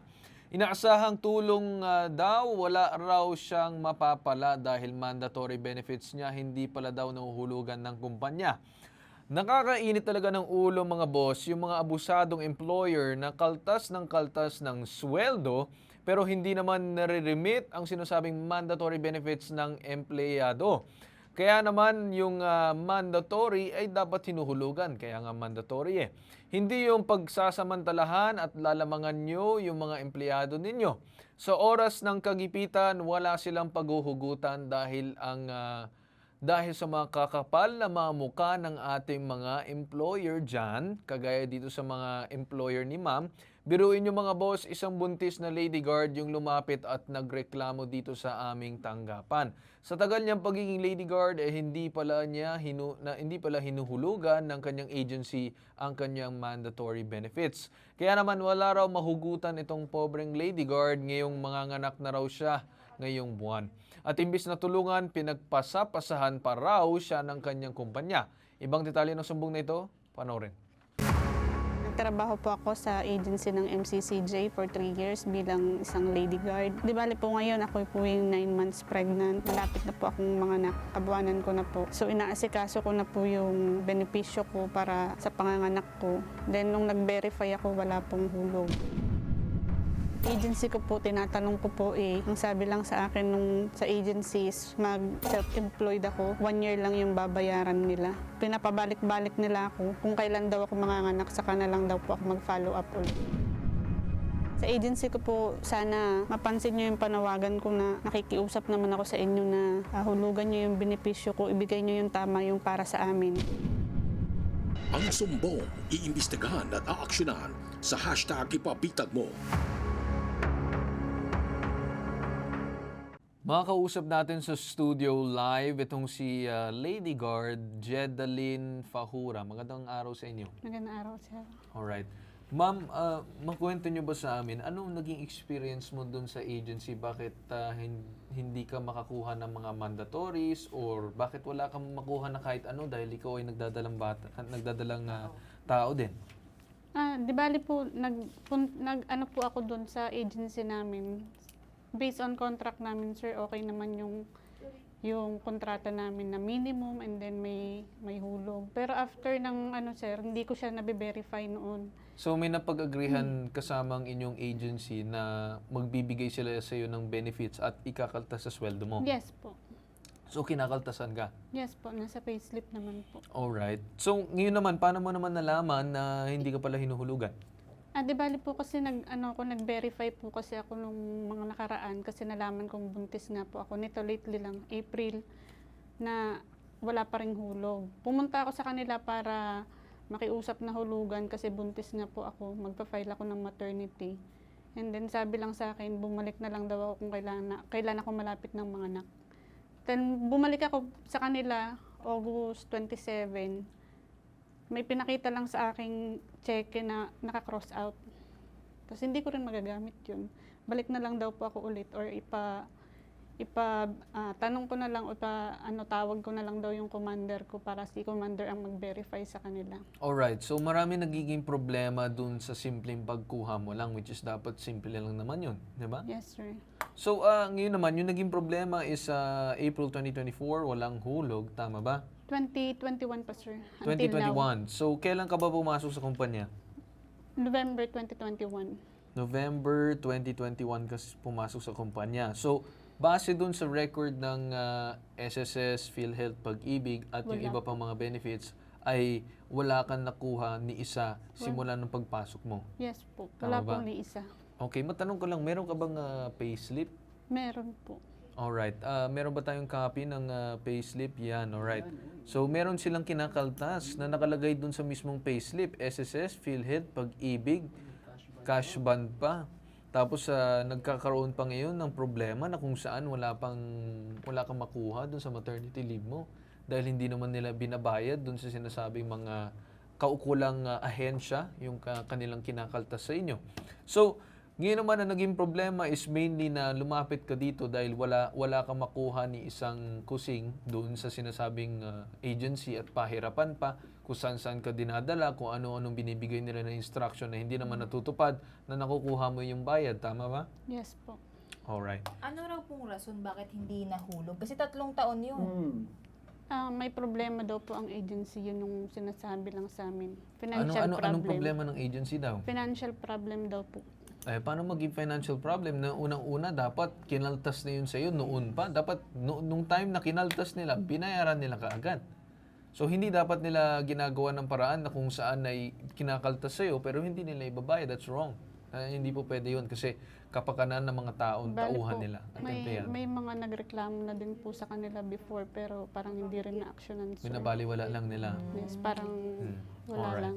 So yun lang lagi yung nagiging rason. Tinanong mo ba dun sa iba mong kasamahan kung ano din yung nagiging rason kung bakit hindi naglalaglag ng benefits or naglalagay ng Halos benefits? lahat po kami doon, di bali sir, wala po talagang benepisyo. So lahat kayo doon Lahat walang benefits? kami. Alright. Security guard kayo, wala kayong mandatory benefits. Paano na lang kung in case of emergency, wala kayong mapaghuhugutan? Yun nga po, Ang sir. masaklap pa, ma'am, hindi lang iisa, marami kayo, lahat. Yes Walang po. pero kinakaltasan. Yes po, lahat po kami Alam mo doon. yung sinabi na may problema yung kumpanya, parang sa akin dahilan na lang yan eh. Bakit noon? 2021 pa. Ibig sabihin noon pa man may Yung problema. ibang nga po sir, matatagal na years Oo na rin nga eh. talaga. Pero 6 dapat years. hindi nila binubulsa umano, di ba? Yung mga ganyan, nire-remit nila dapat. Ano raw pangalan ng agency mo, ma'am? MCCJ po. Saan po naka-allocate yan? Anong city? Sa ano po, sa may Makati. Makati po. Opo. Okay. So ngayon, talagang wala kang maasahan. Siyempre, kabuanan mo na, ma'am. Sabi Yes mo, po, di ba? anytime po pwede na akong mga anak. Pero, Naku po. 9 months na po ba Okay. yun, ma'am? Yes po. Oh, so ano nyo na, buwanan na. Kabuwanan na. Naku, so anytime Oh, na yeah. pala. Okay. Sige. Actually, yung Sir Carlen din, tinitingnan ko yung website ng SSS. Regarding dun sa maternity benefits nga, ang nakalagay, buti na lang talaga may SSS, maternity benefit, less worries para kay mommy. Eh, paano siya? Nawala siyang hulog, 3 taon. Ang kailangan daw dito, qualifying conditions, has paid at least 3 months of contribution in the 12-month period. Ikaw ba ni isa may hulog o wala Wala po, talaga? ni isa. Okay, so bottom line, wala siyang makukuha. That's it. Kasi dahil dun sa pagkakamali ng sinasabing kumpanya. So siguro, I think it would be best if we consult itong sinasabing DOLE, NCR, Median Arbiter, Attorney Karen, and Bueno Halmasco. Magandang umaga po sa inyo, Attorney. Good morning po, Sir Carl, Miss Kate, and Sir Dean. At sa lahat po ng tagapakinig ng #ipagitag mo. Alright. Attorney, no, may gusto lang kami ilapit na kung saan isang lady guard daw, hindi daw hinulugan ng kanyang mandatory benefits. Pero meron na sinasabing payslip na pinapakita ang pagkaltas. So ma'am, may magagawa bang inyong tanggapan na alam ko naman na dapat filean ng individual agencies ng sinasabing case. But siguro we called your office for the sense of urgency in this case na kung saan si ma'am ay of course nagdadalang tao. Mahirap din na maabutan and then wala siyang paghuhugutan. So, attorney, ano pong magagawa ng inyong tanggapan dito? Okay po. Sir, tama po kayo, no? Kanina po nabanggit niyo po yung social welfare benefits. Mandato po ito ng batas. So, since po nagkakaroon po ng deductions, ito pong employer, kinakailangan, may obligasyon po siya na ihulog ito sa mga nasabing ahensya, SSS, Pag-ibig, PhilHealth. So, sa parte naman po ng DOLE, meron po kaming tinatawag na pwede po namin siyang i-assist para po i-coordinate with his employer. Meron po kaming programang SENA. Yung Single Entry Approach Program, sir, pwede namin sulatan itong employer. Yun nga lang po na iintindihan ko po na yung urgency ng matter ay kailangan since kabuwanan na po ni ma'am. So, ang nakikita ko po dito, pwede po tayo mag-schedule ng patawag po dito sa employer. However, sir, gusto ko lang din po explain na yun pong mga nasabing hulog ay nasa ilalim po ng jurisdiction o kumbaga under the control po ng SSS Pag-ibig PhilHealth. Ang magagawa po ng DOLE is ipatawag po for conciliation mediation. Kung maalala po natin under the PhilHealth Rules and Regulation, in case po na meron po tayong non-remitting employers, ang PhilHealth po kasi ay may pursue appropriate legal actions against the employer. On the other hand, for instance po, under naman ng Republic Act 11210, yun pong ating expanded maternity leave law, if ever po may failure or refusal to comply sa batas, kagaya po ng pag-file po ni Ma'am Jedalyn ng patungkol po dito sa maternity leave niya, pwede pong makasuhan ng ang employer and then pwede pong magkaroon ng liability and in-prison po or fine ito pong employer natin. As I understand po, yun nga po kabuwanan na po itong si Ma'am Jedalyn. So, if I may suggest din po, magkaroon din po tayo ng immediate coordination from the SSS, Pag-ibig and PhilHealth, And also po, pwede pong pumasok din po, bukod po doon sa aming assistance po through the SENA, pwede po kami mag-conduct ng inspection po dito po sa MCCJ, located in Makati, para po makita din po ano pa po, bukod po sa social welfare benefits, ano pa po itong mga hindi po nako-comply under Yes. the labor laws nito pong ating employer. Alright.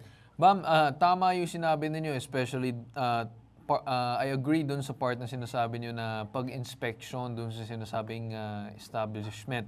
Kasi baka mamaya, ma'am, yung business na yun or yung agency ay hindi din sumusunod sa ating batas aside dun sa mandatory. Baka mamaya may mga bagay na hindi sumusunod. So, ma'am, I strongly agree with that point as well, and also doon sa part na mas schedule, ma'am, sana kaagad na mapakiusap ko na lang po na ma-schedule kaagad yung hearing nitong dalawang panig para kahit papano kung ma-mediate ito si ma'am at kahit papano mabayaran muna, at least may pondo siya na pambabayad dun sa kanyang panganganak. Maternity leave. Yes, Kasi yes, dun po tama. din, if I may just add din po, sir, no, sa under the ARLO, nire-require po na may full payment, mag-advance itong sa employer ng full payment, at least 30 days from filing ng maternity leave. Correct. Nabanggit nga din po na ang gusto pa nung nakaraan, siya ay maging self-employed, which is not the case. Kasi employer po, ito po si MCCJ.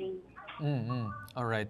Sige, attorney, no, asahan namin yung maging agaran action. Will be endorsing Okay, itong si ma'am sa inyong opisina para at least Getting the mapatawag ka picture. agad itong sinasabing kumpanya. Okay, ma'am? Okay po. Alright, maraming salamat. Ngayon naman, natawagan na natin si Attorney Batas Mauricio, Bitag Resident Lawyer, ukol sa problema na ito. Magandang umaga po muli, Attorney Batas.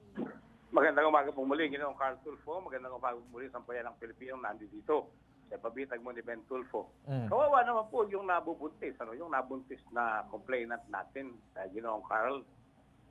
Ang atin pong panukala dyan, kahit po mag-inspection din, yung kaukulang ahensya ng gobyerno at upang sila ay matulungan, ang kung pwede po nating maipayo dito, kumuha na po ng certification, yung pong ating complainant, yung tinatawag na E4 contributions. Meron po tayong mga sangay ng SSS at saka po doon sa main office sa East Avenue, Diliman, Quezon City. May computer lang po yan, Carl, at in-input po yung SSS number nung manggagawa. Lalabas po yung mga monthly contribution na hindi nabigyan o narimitan o di kaya nabayaran ng employer.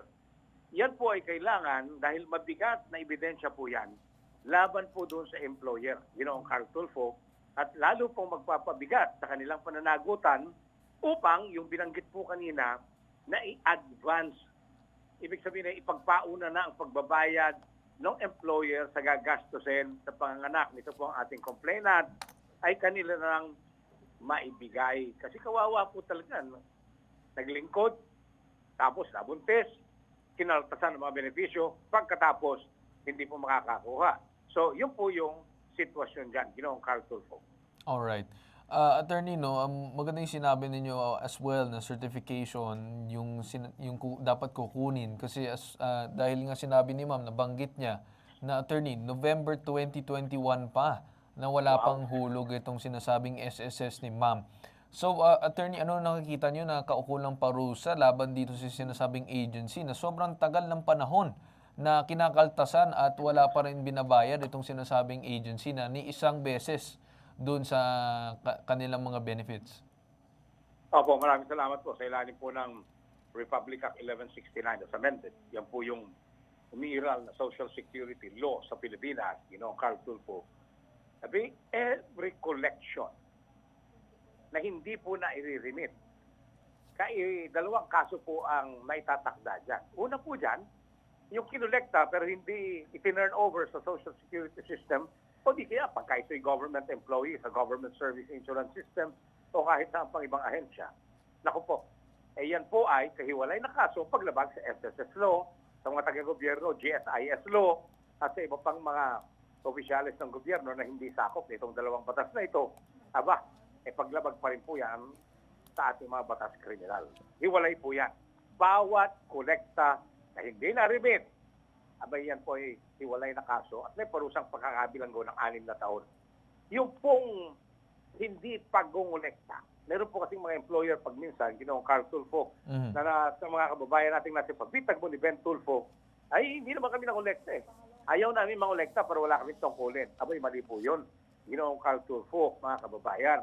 Tungkulin po ng kumpanya at kahit hindi ng kumpanya, pati na po ng individual employer. Ibig sabihin yung mga amo-amo lang po dyan na pagka sila ay kumuha ng tao upang maglingkod sa kanila, tungkulin po kaagad na gawin silang miyembro ng Social Security System upang sa ganon, yung pong lahat ng benepisyo para mula sa Social Security System ay matanggap nito kanilang manggagawa. Kahit nga po kasambahay, mandatory na yung Carl Tulfo. So kung hindi po nila inirehistro yung manggagawa nila dahil ayaw nilang tumupad, hiwalay na kaso po yan, may parusa din po yan, 6 na taong pagkakabilanggo. So 6 na taon na po yan. Una, nangolekta, pero hindi ni-remit. Pangalawa, ayaw mangolekta, ayaw gampanan ng tungkulin bilang employer sa pagpaparehistro ng kanyang mga manggagawa sa Social Security System. Ang payo po ng ipabitag mo ni Ben Tulfo, kailangan po natin kilusin to, yugyugin, upang sa ganon matuto ang mga nagwawalang hiyang employers. Dahil galit po si Ginoong Ben Tulfo sa mga nagwawalang hiyang employers. Ayaw po niya ng ganyang abuso. Ginoong Carl. Alright. Attorney, basahin ko lang siguro yung statement ng company and then I'll just get a short reaction from you. Nakausap ng bitag ang operations manager ng inireklamong agency pero tumanggi silang sumagot sa ating programa. Pero ayon sa kanya, hindi naman nila binabaliwala ang concern ni Ms. Jedalyn. Sadyang nagkaroon lang ng problema sa ang kanilang agency at hindi daw naasikaso kaagad ang paghulog ng kanilang mandatories. At nangako naman daw ang agency na asahan ni Jedalyn na kumpleto na ang 3 taon na hulog ng kanyang mandatories sa darating na Lunes. So, attorney, anong masasabi niyo dito sa naging statement na parang agad-agaran babayaran at buong babayaran? Dahil pinabitag. So, attorney, anong masasabi niyo dyan sa pangako ng agency? Sa totoo lang po, tungkulin nila yan. Pero actually po, kung magpupursige po yung nagre-reklamong buntis na hindi mo na bibigyan ng tamang remittances ng kanyang benepisyo, nananatili po ang tungkulin, nananatili ang pananagutan sa hindi sa pagtupad sa batas. May pangako sa Lunes na. Wala mo po tayong pakialam kung mangangako siya. At lalong walang pakialam yung complainant kung matupad man o hindi. Ang nangyari po dyan, naganap na yung krimen, may pananagaw ng kriminal na po yung agency. At sila po ay po pwede nang ipakulong sa pamamagitan ng kaso, Ginoong Carl Tulfo. Alright. So, very much clear na attorney, yung inyong sinabi at binahagi ngayong araw. So, kami magpapasalamat sa inyong pagbahagi at pag-inform sa ating mga kababayan as well. So, maraming salamat po, Attorney Batas Mauricio. Maraming salamat po, Ginoong Carl Tulfo. Maraming salamat po kay Ginoong Ben Tulfo. Hindi na lamang dahil ako'y kanyang pinahintulot na maging bahagi ng paglilingkod, kundi yung kanyang patuloy na paglilingkod. Umiikot po ang batas at marami po tayong mga nakakausap ng mga tao, maliliit. At sila po ay nagpapasalamat kay Ginoong Ben Tulfo dahil nakikita po nila ang pagnanais na Ben Tulfo magkaroon ng katarungan lahat ng Pilipinong sumasailalim sa abuso. Mabuhay po kayo at maraming salamat, Ginoong Carl Tulfo, sa inyong pagpapatuloy ng advokasya ng inyong ama sa paglaban sa abuso sa bansang Pilipinas. Salamat po. Magandang araw po sa ating lahat. Maraming salamat po, Attorney Batas. Ngayon naman, ma'am, balik na tayo sa iyo. Okay na ba sa iyo kahit paano yung nangyaring yung araw? Yes po. So, sumagot na si agency, nangingi na din kami ng tulong sa DOLE. So, kahit paano ay magagawa na din ng paraan ng inyong sumbong. Alright? Yes po. Ang ano ko lang kasi sir, nung time kasi na nagpunta ako sa kanila, alam nilang malaki yung problema ko. Kasi na-aksidente po kasi yung asawa ko na paralyzed siya. Tapos nakikiusap ako sa kanila, hindi nila ako ginagawa ng aksyon. Yung asawa mo ba, nagtrabaho din doon sa agency? Hindi po. Magkaiba po kami. Alright. So, ganito na lang ma'am, asikasuhin mo na lang siguro yung urgent, which is yung doon sa anak mo, na mga anak ka na. But suggestion ko, and suggestion ni attorney kanina, na kahit man bayaran ka na or whatsoever, ay ituloy mo pa rin yung kaso laban sa agency. Kasi hindi pa rin matitigil yan at mas marami pang susunod nalolokohin ng agency na yan kung hindi yan masampahan ng kaso. Alright, ma'am? Yes, sir. Alright. Maraming salamat po sa inyo sa paglapit dito sa hashtag ipabitag mo. Yes, Alright. sir. Thank you po. Alright. Andyan tayo nagtatapos ngayong araw, hinggit sa sumbungan, imbestigahan, anumang reklamo na bibigyan ng solusyon at aaksyonan ito nag-iisang pambansang sumbungan. Tulong at serbisyong may tatak, bitag, ilalaban ka at di kiiwan. Sa ngalan ng aking ama na si Ben Bitag Tulfo, ako si Carl Tulfo at ito ang hashtag ipabitag mo. Ang programang inyong napanood ay hatid sa inyo ng hashtag ipabitag mo Community Service Partners. Cebuana Luwilier, Hotel Sogo, so clean, so good. Orange International Traders Incorporated, your Filipino food and beverage company. Max Cafe, taste the maximum amount of caffeine. Tinapayan Festival, ang tinapay ng Maynila. Pingping's Lechon, handang pingping yan. Mapicon Pest Control, providing dependable pest control solutions. BCC Project Managers Incorporated.